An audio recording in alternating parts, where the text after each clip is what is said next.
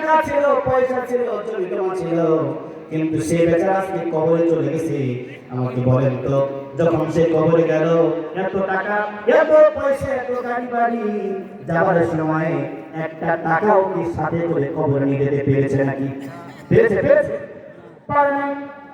তাহলে আমার বাবা পারে নাই, আমার দাদা পারে নাই, আমার 14 গোষ্ঠীর কেউ পারে নাই।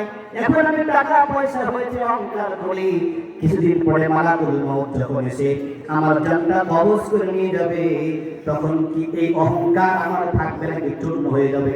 কি হবে? অহংকার চূর্ণ হয়ে যাবে, দম্ভ ভেঙে যাবে। এই জন্য আমার ভাইয়া, এই দুনিয়া নিয়ে রব্বুল আলামিন মানুষদেরকে বলছে, ও দুনিয়ার মানুষেরা, এই দুনিয়া নিয়ে এত লাফালাফি করার কিছু নাই। শোনো, ওয়ামাল হায়াতুদ দুনিয়া ইল্লা মাতাউল গুরুর। আল্লাহু আকবার।